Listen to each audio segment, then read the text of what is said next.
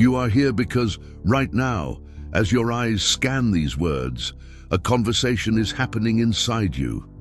It's not just one voice, it's a committee that reviews every decision you've ever made, that rehearses every future possibility, that analyzes every syllable, spoken or unspoken in a conversation from 3 days ago. It's a background noise that never turns off, an engine that never stops spinning, consuming the energy that should be for living, for creating, for simply being. And the question that pounds silently is why? Why, even when exhausted? Can't you stop thinking, what's wrong with me? The answer is absolutely nothing. What's going on with you is an ancient protection mechanism, an incredibly dedicated part of you that believes, with all its might, that if it thinks enough, analyzes every variable, predicts every failure, it can keep you safe. It's trying to save you from danger, from rejection, from failure. It just hasn't realized the world has changed. The real danger of the past has transformed into social uncertainties, deadlines, appearances, and what was meant to be a shield has become the prison itself. The good news is, the door to that prison isn't locked. It's just hidden behind layers and layers of thought. And today, together, we're going to walk a different path. One that doesn't require you to fight your mind, but to learn to whisper to it. And if you're tired of just surviving inside your own thoughts, consider staying here with me. This space is a refuge for that. Subscribing is like signaling to yourself that you're ready for a different way of existing. And the bell, well, the bell is like a gentle reminder that chimes for you when new tools for peace arrive. So, take a deep breath now, feel your feet on the floor. And let me take you to an understanding that starts not in the brain, but in the body. Because overthinking isn't a problem of the thinking mind, it's a symptom of the anxious body. And that ancient protection mechanism I mentioned, it doesn't live in your logic, it's built into your body's alarm system. Imagine your mind as a hyper-vigilant radar, scanning the horizon 24 hours a day for threats.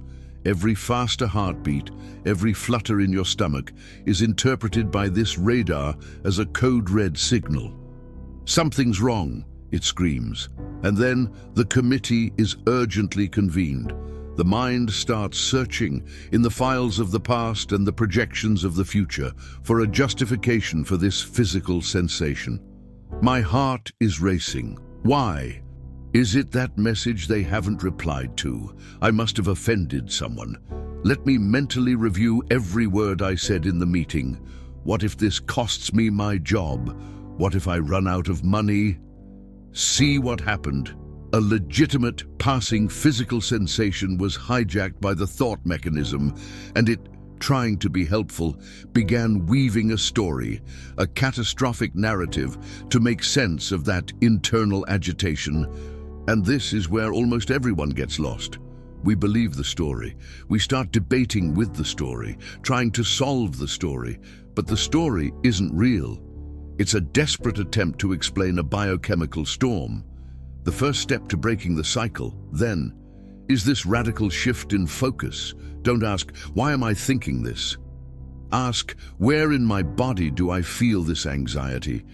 Is it in my chest, my throat, my temples? Just observe. Place your hand gently on the spot and breathe into that sensation without judgment. You are disconnecting the body's alarm from the mind's narrative system. You are gently telling your body, I feel you. You are safe. This doesn't make the thoughts disappear like magic, but it takes them out of the spotlight. It removes their hypnotic power. They become background noise instead of the protagonist of your life. When you do this, something curious begins to happen. You create a small space, a sliver of air between you and the torrent of thoughts. And in that space, you can ask the question that changes everything. Is this thought serving me or using me? A thought that serves is one that leads to a clear, useful action in the present. I need to send that email by tomorrow. I'll do it now. A thought that uses is one that spins in circles, that has no destination, only more open and stormy seas. What if my email is poorly written? What if I look incompetent? What if this is used against me in the future? See the difference. The first is a tool, the second is a parasite that consumes your time and your peace. The second step, then, is this discernment. It's not about stopping thinking, but about learning to recognize which thoughts are valuable guests and which are noisy intruders. And when you identify an intruder, you don't need to fight it. You can simply name it. Ah, hello. Thought of fear of rejection. You're here again. This simple act of naming removes the fusion, removes the identification. You are no longer the thought. You are the awareness that watches it pass. It's like watching clouds in the sky. Some are dark and heavy, but you are not the cloud. You are the sky, vast and undisturbed, containing them. And this leads us to the third fundamental move, anchoring in the now. The overthinking mind is a defective time machine.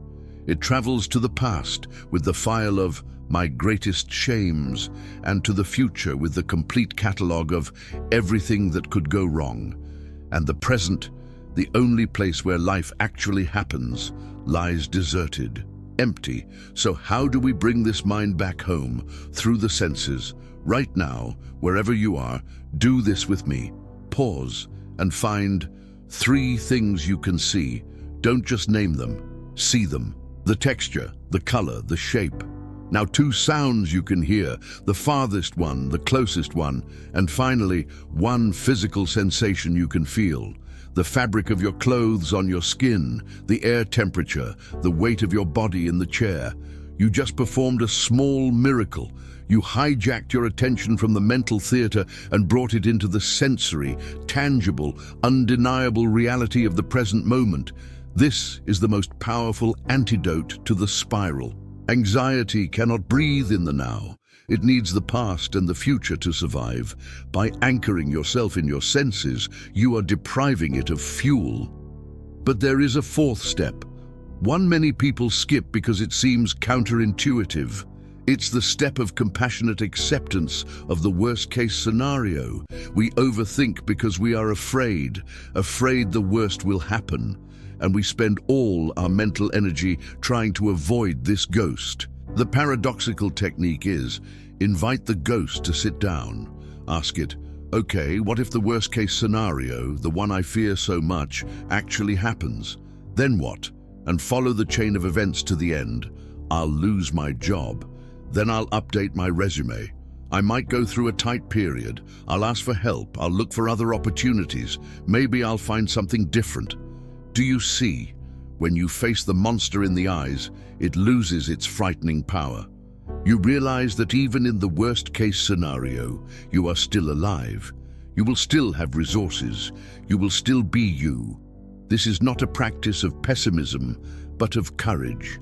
It's about removing the weight of uncertainty and replacing it with the weight of reality, which is always more manageable than the ghost of our imagination. By doing this, you remove the emotional charge of catastrophe that feeds the thought cycle. And all of this leads us to the 5th step. The step that is not just a technique, but a transformation of identity. Because everything we've talked about so far, observing the body, discerning thoughts, anchoring in the now, facing the worst case, all of that is training. It's like lifting weights for your presence. And the climax, the true turning point, is when you use this newly discovered strength not to manage anxiety, but to choose a committed action, however small, that is aligned with what truly matters to you. While you are stuck in the thought cycle, you are paralyzed. Life passes by. What overthinking steals from you, more than peace, is life itself. The 5th step is the sacred movement of swapping thinking about for doing something about. But not just any action, an action that is a lighthouse, Ask yourself, in this tangle of worries, what is the smallest, most minuscule step I could take toward what I value? It doesn't have to be write a book.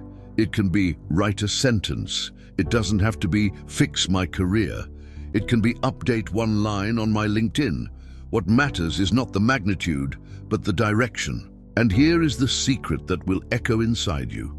The moment you move, physically and intentionally, in a direction that matters, you send an unequivocal message to your entire nervous system. You say, I am in charge here, not the fear. You replace the circuit of what if with the circuit of I do. Action, however microscopic, is the concrete proof that you are not a hostage to your thoughts. It breaks the spell. It closes the cycle. Because the anxious mind lives in the abstract, action drags it into the concrete, and in the concrete, in touch, in movement, in the visible result, anxiety loses its texture and dissolves. Life, your true life, begins after paralysis.